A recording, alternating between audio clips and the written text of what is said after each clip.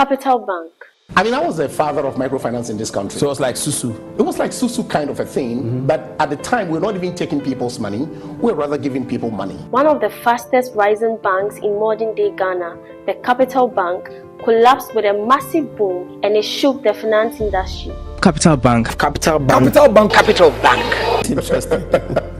Together with many other banks that were declared insolvent, the Capital Bank failed to deliver on its mandate to serve and to protect the funds of the ordinary Ghanaian. Now, the Capital Bank was founded by William Ato Essien on the 29th October 2009 as a microfinance company. The assets of the company grew and it became a savings and loans bank known as the first Capital Plus Savings and Loans Company. The microfinance grew its deposit base tremendously, and the Bank of Ghana recognized the first Capital Plus Savings and Loans had a market share of 16% of the advances of savings and loans companies. The bank employed 355 and had 15 branches covering 5 regions.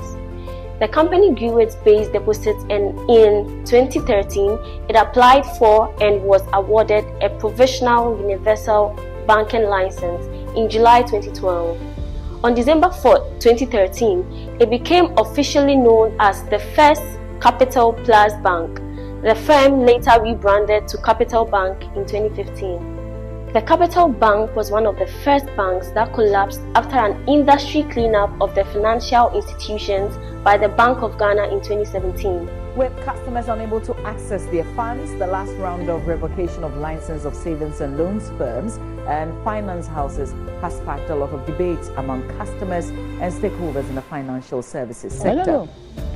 I don't know what to do. Shock, disbelief, confusion and anger as many Ghanaians woke up to news that their financial institutions will no longer operate. Capital Bank's license was revoked in August 2017 after it was declared insolvent. It was acquired by the state-owned bank, GCB Bank, in order to protect depositors' funds.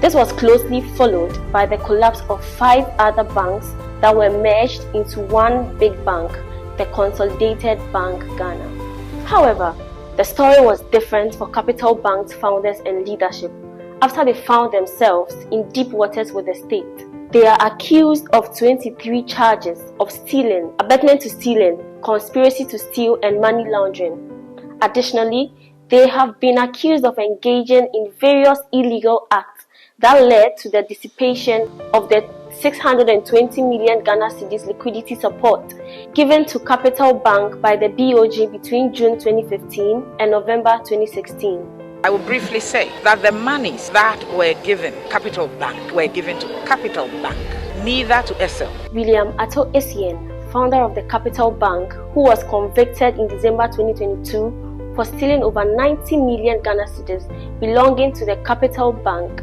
avoided a custodial sentence after the court accepted an agreement between him and the Attorney General for him to pay the 90 million Ghana cedis as a restitution to the state. However, the court presided over by Justice Eric J. Bafo held that Essien has failed to pay the restitution to the state per the agreed terms with the Attorney General. In light of this, the Accra High Court has imposed a 15-year jail term with hard labor on the founder of defunct Capital Bank, William Ato Essien, for stealing over 90 million Ghana cedis belonging to the bank. Intriguing, right?